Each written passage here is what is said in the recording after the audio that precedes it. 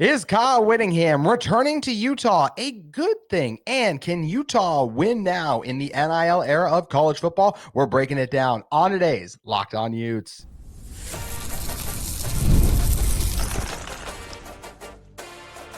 You are Locked On Utes, your daily podcast on the Utah Utes. Part of the Locked On Podcast Network, your team every day.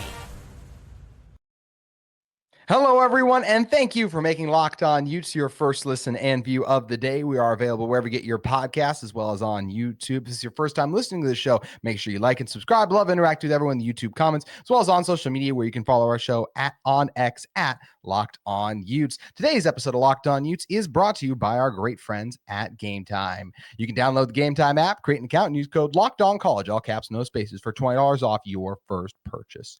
My name is JT Wistrcill, former intern inside the University of Utah Athletic Department. Excited to be joined by former Utah football player Josh Nurse, who was a defensive back on the 2019 Utah team. And Josh also played for Kyle Whittingham. So that's why I was really excited to get your thoughts on him for sure coming back and all of that, and we'll talk about that in one moment. But first, I just want to say, is Kyle Whittingham coming back to Utah a good thing? And I still believe, yes, it is. When you look at Whitt, he is proven to be a really successful coach. Utah has had success in these last couple of years of paying players under Kyle Whittingham. I know this year didn't go great. I equate that more to quarterback failures than Kyle Whittingham himself. Are there some things I think Whitt needs to change? Yes, but he's still a really good coach, and I'm glad he's coming back for 2025.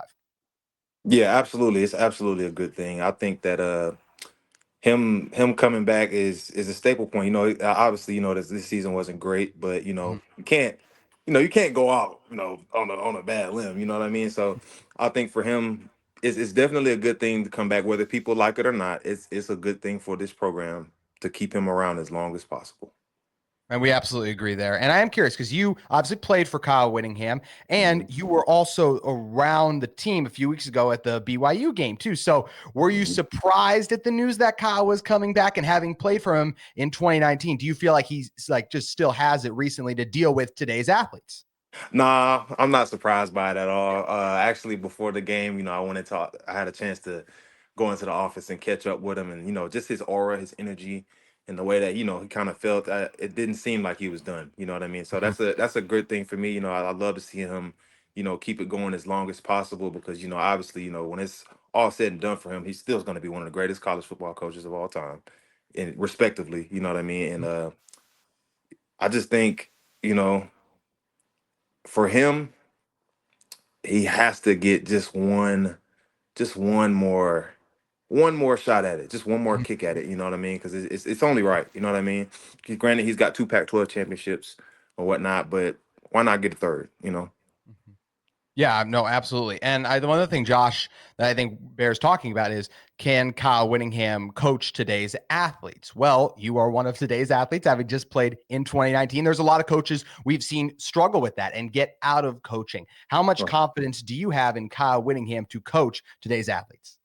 I think that he has a lot of confidence. A good confidence in a sense that a lot of athletes respect that he keeps it real. You know what I'm saying? That's kind of something that's like lost, especially with recruiting and all of that. You get a lot of things thrown at these guys or offered and promised, and then a lot of coaches don't deliver, or things may change once they step on campus. Kyle Whittingham has always been the same. He's always had the same recipe, and he lets players know, like, this is what we're about. This is what we do. Like the saying goes, you will become us, we will not become you. Now, granted, that might rub some people the wrong way, but for the right ones, I think they'll continue to gravitate towards that, because that's it's some people need that. You know what I mean? A lot of people don't have that. Whether they come from another program, whether they come from a high school program where they might be the guy and everybody's kind of boosting their head up. They don't do that at Utah. They're very humble, and they understand that, in order to be the best, sometimes it's needed to just keep it real with these athletes. And I mean, you talk about Utah keeping it real with them. You've been in an NFL locker room. Like, if they're not going to be real with you in college, that doesn't set you up for that success in the NFL, where Exactly. things get very real. And speaking of very real, the transfer portal is something that's very real and that everyone has to deal with in college athletics. Some of the guys that transfer, you look at and you're like, okay, like this is a playing time related thing. But then you get other guys. Recently Cameron Calhoun is a guy who entered his name into the portal, right? So that's obviously been a tough thing for Utah. How do you just react to the amount of players that we've seen that Utah's had enter in the transfer portal? Some of it is somewhat shocking. I think it's pretty shocking. I mean, I would say that I get it, but honestly, I don't get it. I come from the era where, if you weren't on the field, you find a way to get on the field. You know what I mean? Whether that's contributing through special teams, if some people feel like special teams may not be enough. It was a point where I felt like special teams wasn't enough. You know what I mean? For me, because I played primarily special teams my first 2 years at Utah, and I wanted to be a major contributor. And they kept it real with me, and they told me that this is what we require. I remember Coach Shaw telling me, if you want to be a starting DB for the University of Utah, when you grade out, your practice grade needs to be 90 or higher, and that's extremely hard to do. You know what I mean? But I understood it. I accepted the challenge, and look what came from that. You know what I'm saying? I ended up being a starting corner my last year for the University of Utah, and ended up, was able to further my success by going to the NFL. And that's just what it is, man. Like it's kind of one of those things. Like I kind of see why. Like they've always told us, like, if you don't want to be here, if you're not happy here, leave. Like that's what's important to them is your happiness. And you know what I'm saying? With the portal though, I don't necessarily believe or think it's about players not being happy where they're at. Now, in some cases, for some people it may be, like you said, it may be a playing time thing and they may not be happy with that. And if you're not happy with that, you definitely should leave to what you think may be better for you. But for the ones who have, like, if you're starting position or everything, like what could possibly be missing? You know what I mean? I guess that's the question now. Like what is Utah lacking something? Like what is missing for, a lot for most of these players to just up and leave like this?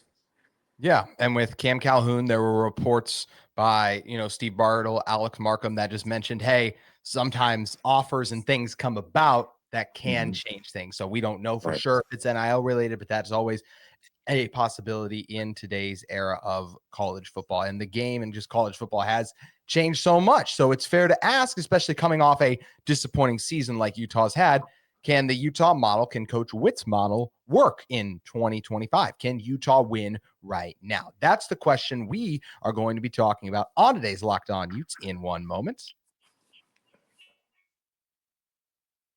But first, today's episode of Locked On Utes is brought to you by our great friends at GameTime. GameTime has you covered because Game Picks is a new filter that fluffs out all of the offers that aren't as ideal and shows you only incredible deals on great seats so you don't have to waste time searching through thousands of tickets. Game Picks is a curation that makes it even easier to save on more on sports, concert, comedy, and theater events near you. It's also a tagline that shows the total up front with no surprise fees at checkout. You also get a panoramic view from your seat in the app before you buy. Get that low price guarantee too, where GameTime will credit you 110% of the difference. My favorite is that panoramic view just because I like having and knowing what kind of a seat view I'm going to get when I make an investment. Also, how about the GameTime ticket coverage, where your purchase is covered with the most flexible customer service policy in the ticketing industry. So you can take the guesswork out of buying tickets with Game Picks. Download the GameTime app and create an account. Use code LOCKEDONCollege, capital L for locked, O for on, and all of the word capitalized. All the word college is capitalized. No spaces between any of those words either. For $20 off, first terms apply. Again, create an account and redeem code LOCKEDONCOLLEGE for $20 off. Download Game Time today. What time is it? Game time.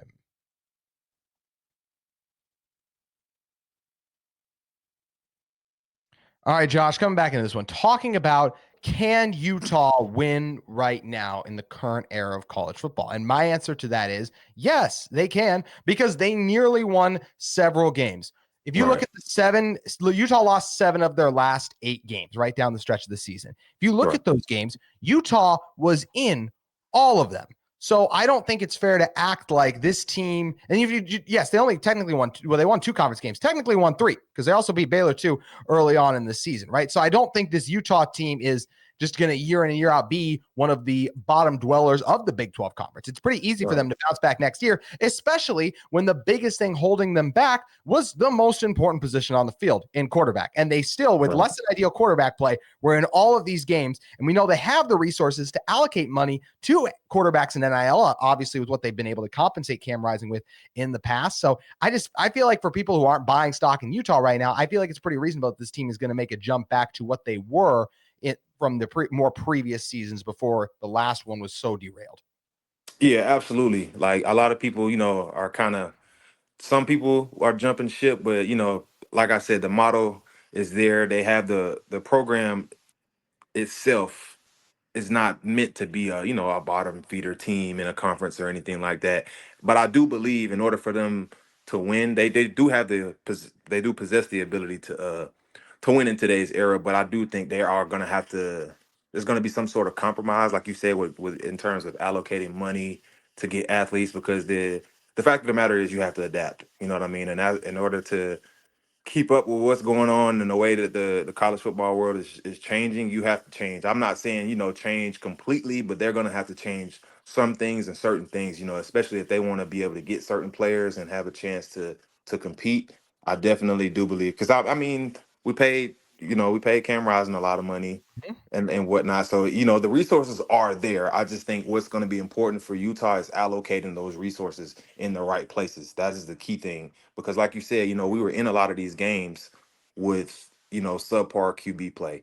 And I feel like, once they get that addressed, like you said, like hands down would be one of the best teams in the conferences, like without a doubt. Like, just looking at the way the conference kind of shaked out last year, and it's just like, yeah, like a lot of those games that we were in, we lost by 1 possessions or 1 score or anything like that, like the Houston game, like 13-10 and stuff like that. Like if you address the QB play, it could have been 23-13. We win the game. You know what I'm saying? So it's just, I think that's the number one thing that Utah has to focus on, is allocating their resources in the right areas in order to be successful in the conference in the future.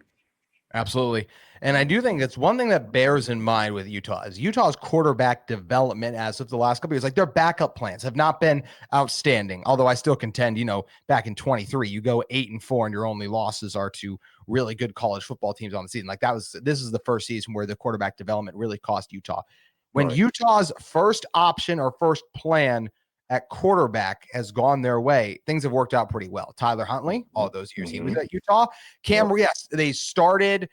Oh, I can't believe I just blanked on his name in 2021. They started. Wow, that's way gone. The Baylor quarterback, whoever it was that transferred in, Charlie Brewer. Thank you. Yeah, Charlie Brewer. So Charlie Brewer started, but then Cam came in. And then Cam was obviously the star. When Utah's number one guy from Tyler Huntley to Cam Rising has been in place, this team has been successful. And now they have a new offensive coordinator in there too, Jason Beck. We're still seeing if he's going to add some of his guys and the different things that are going to happen there and play out. But this team has shown the past of like, okay, when we can keep our top guy healthy, we can do well with a quarterback under center. And I do believe Utah fans are really excited too about what Jason Beck can bring with this team. And I'm just excited to see who Utah is going to grab to be that guy at quarterback, because I think the potential for what this offense and team can do with Jason Beck coming over, who had the 4th best offense in all of college football last year, is incredibly high, Josh. I did not know that. I didn't know that they had the 4th best. So now that I know that, yeah, that definitely makes a difference. And I'm excited too. I want to see Utah get creative again on offense. I feel like when you're very creative and you mix it up a lot, that's kind of hard for teams to figure out, as the course of the game goes on, because you have so many different things that you can do and so many different ways that you can attack a defense. So, if he's the 4th best offense in all of college football, I'm pretty sure, without a doubt, that he brings that element to Utah. And, now the main focus is, we have an OC. Now the main focus is, let's get a quarterback. Let's get a quarterback, and let's get a quarterback who's consistent and understands the system. Because if we do that, I guarantee you Utah will be successful. I have a question then for you too. Someone who played under Kyle Whittingham. I think there are a lot of fans that are concerned that Jason Beck coming over with the 4th best offense, and a lot of the yards were gained on the ground.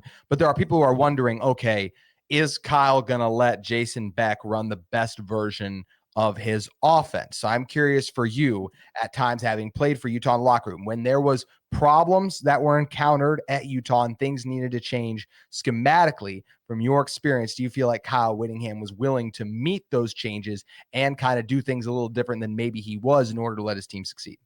Yeah, I think Kyle Whittingham, he's always been an open ear. You know what I'm saying? He's always open to betterment for the program, for the team, and anything like. And a lot of times it's trial and error. Like sometimes you listen, and sometimes you give an offensive coordinator leeway, and you let them do what they do, and sometimes it doesn't work out. Like a good example of that was for me was the year, I think 2017 and 2018, we had Troy Taylor as our OC, and he gave Troy a lot of leeway to get creative.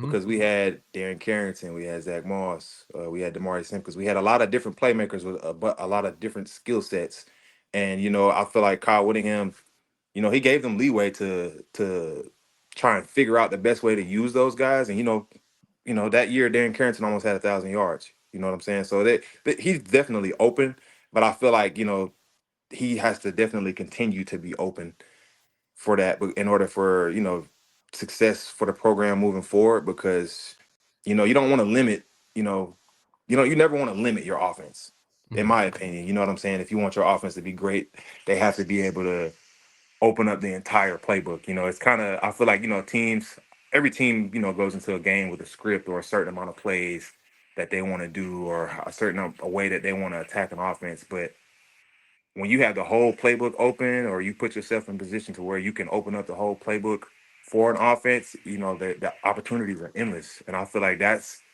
what we have to do. That's what's missing on the offensive side of the ball at Utah is the creativity, and just putting putting the players in the best position to succeed and make plays. I feel like our past offensive coordinators haven't really done that. You know what I mean? But the Jason Beck guy seems like he could be the one. I don't think any of our past OCs have ever had a top 5 offense in the in the nation. You know what I'm saying? So I feel like for Kyle Whittingham, that would be key, is to let him work his one, and let him do what he does best. Because it's a reason he has a top 5 offense, or he had a top 5 offense in the country. You know what I'm saying? That's just not a gimmick or a fluke, I believe, especially at the University of New Mexico. You know what I'm saying? That's tough to do with New Mexico's not a power. They're not a Mountain West powerhouse. There's a Yeah, reason so you that know what I'm saying? So for you to outgain, a lot of, and we've seen a lot of, you know, power conferences with great offenses, and for him to have, be greater than a lot of those schools, that says something. That speaks volumes. It does. And New Mexico's record, he was less reflective of their offense and more their defense, which constantly let teams Right. into games and gave up a lot of points. That's where you got to be Exactly. excited there. Speaking of defense, Josh, we have to wait another year at least until Morgan Scalley is going to be named the head coach of Utah football. I have a lot of confidence in Morgan that he's going to be ready. Some people could look at this situation and say, oh, Kyle Whittingham's coming back. Does that mean like we shouldn't have confidence in Morgan? As someone who's played for Morgan Scalley, how much confidence do you have in him being the next head coach of this team? 100%. Let me say 1,000%. 1,000% confidence. That is a true leader. That is a leader of men. That is a leader of a football team. That is a leader of just people. You know what I'm saying? He understands what it takes. He understands what's needed. And he's been in the program for so long. You know what I'm saying? He understands. Like, he knows the recipe. He's been under Kyle Whittingham for so long that who he's the only person that I think is the right person for the job. You know what I'm saying? Like, he just everything, his core values and what he believes in, those are what makes the Utah defense what it is. I don't think Utah has ever, as long as I've been there, and even before I got there, like there was never a problem with the defense in terms of, the defense, just that's just the nature of football. You're gonna give up some points or anything like that, but it's never been egregious ever. I feel like, it's always been a byproduct of, because the offense and defense feed off of each other, So Morgan Scalley is the guy, without question. He's definitely the guy. I We have the totally agree. utmost confidence in him. And like we talked about earlier, like the defense played well enough for Utah to win every game this season. Did they give up a drive late where it's like, that's unfortunate that let team score? Sure. But at the end of the day, I think only Colorado and maybe I'm missing one other one, like crossed 30 points against Utah. So that's where this defense, if you're holding the team under 30, a power 4 team, where a lot of offenses average over 30 a game, and especially even under 25, which Utah did too. That's where you got to be feeling good about the state of the defense. Exactly. And I still like a lot of the guys in the room that Morgan Scalley has at his disposal, and I'm fired up to see what he does, not just as the coordinator in 2025, but of course when he gets his chance to put his own fingerprints on the Utah football program. Want to wrap up today with something a little different than everything we've talked about. What exactly am I talking about? Well, come back in one moment to find out. But first, today's episode of Locked On Utes is brought to you by FanDuel. FanDuel is your place to go because FanDuel is America's #1 sports book, and you get ready to tackle the NFL action with FanDuel because right now new customers can bet $5, get $150 in bonus bets if you win. The FanDuel Sportsbook app gives you everything you need to place live bets on the NFL all in one place. So when you get a hunch in the middle of the game, you can check out the latest stats, view live play-by-play, and so much more on the same page where you place your bets. Just visit FanDuel.com to join today. You'll get started with $150 in bonus bets if you win your first $5 bet. That's FanDuel.com. Never waste a hunch and make every moment more with FanDuel, an official sportsbook partner of the NFL. Speaking of the NFL, the playoff race is heating up. How do you think the Bills are going to do this coming week? Or how about the Kansas City Chiefs too? Who's going to get the 1 seed in the AFC? The NFC seems like the Lions got it, but there's some other surging NFL teams too. Can the Eagles catch the Lions? How about the Rams? Are they going to make the playoffs? There's a lot of fun storylines, and that is the place to go. FanDuel today. NBA, NHL, college basketball, even bowl games. FanDuel has you covered. So head over to FanDuel Sportsbook today. All right, Josh, before we get out of here, and actually I want to give you a chance to talk about one other thing, but before we get to that thing, I'll say this. What advice would you give to any Utah football player who is considering entering the transfer portal? Trust the process. Trust it. Like, there was a point in time where I thought about transferring from Utah too, because I felt like I wasn't getting enough playing time. Like, my junior year at Utah, I only appeared in 4 games against Weber State, against Colorado, Arizona, and I can't remember who the last one was, but I only played in 4 games out of 12 games. I appeared in every game on special teams, and I just genuinely felt like that wasn't enough. And I sat down in my room and I thought to myself, like, man, maybe I do need to leave. But I prayed about it, and I talked with my parents about it, and they're like, look, man, you got to trust the process. Like, you're being developed. This is something you've never done before. This is all new territory. You've never played corner before. You never even played defense before until you got to Utah. You know what I'm saying? And me trusting the process, it literally changed my life. Like, it was the reason why I was able to go to the NFL. You know what I'm saying? Had I transferred, not to say, nothing good would have came out of that, but I don't like to go off of what ifs. I just like to go off of what happened. And what happened was I trusted the process. I trusted Coach Shaw. I trusted Coach Scalley and Coach Whitt, and it paid dividends for my life. You know what I mean? I was able to fulfill a lifelong childhood dream. You know what I'm saying? How many people can say that they get to do that? You know what I mean? So if you're a current Utah football player, man, you think about transferring, if things not the way you think they should be, just trust the process, man. I promise you that coaching staff always has the player's best interest at heart. Exceptionally well said. And speaking of that coaching staff, Josh, I want to know, there's a lot of chaos as there always is with the transfer portal going on. A lot of reactions to Kyle Whittingham coming back. So I want to ask you, before we get out of here, give us a good Kyle Whittingham story from your 3 years you were with Utah. Okay, a good Kyle Whittingham story. So I like this story because it's another story that kind of helped me trust the process, and it really made me trust Kyle Whittingham even more. It was 2017. I had just moved from safety to corner. I had only been playing corner for maybe 2 or 3 days, and it was bowl practice for the Heart of Dallas Bowl, and we were doing one-on-ones in the indoor, and the receivers, we were doing red zone one-on-ones, and I remember I guarded a couple of passes, whatnot. So then we moved closer, and the receivers caught 3 touchdowns on me during one-on-ones. But I was there. I'm in position. I'm there.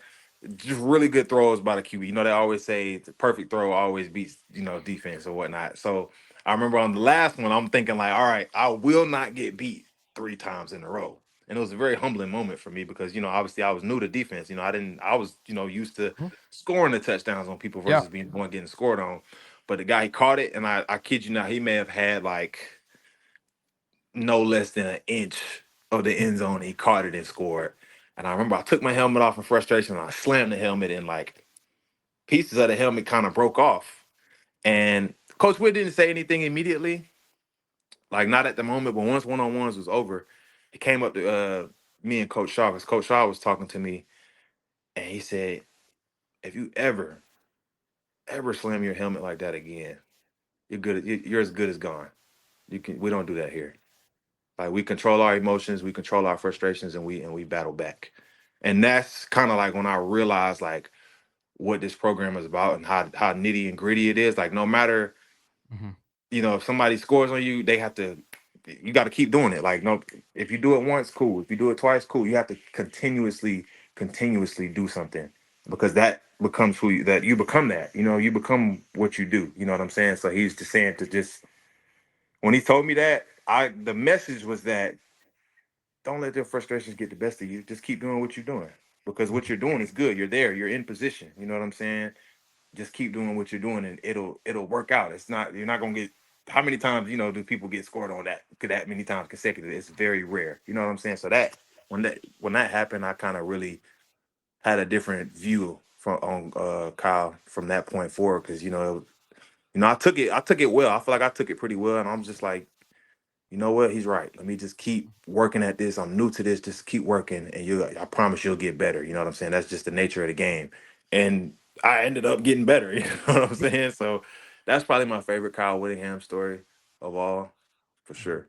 Yeah, and as you said too, it's really cool because you bought in the process, and then you got to live out your childhood dream at the Right. NFL, getting to the NFL, and having so much success at Utah too. So that is really cool. Josh, always appreciate you stopping by. Make sure you guys give Josh a follow on X. And Josh, just always great having you on. Thanks again, man. Most definitely, man. Appreciate you, JT. Thank you all for checking out today's episode of Locked On Utes. Transfer portal continues to go crazy, so we will have you covered on another episode of Locked On Utes tomorrow, talking about the latest.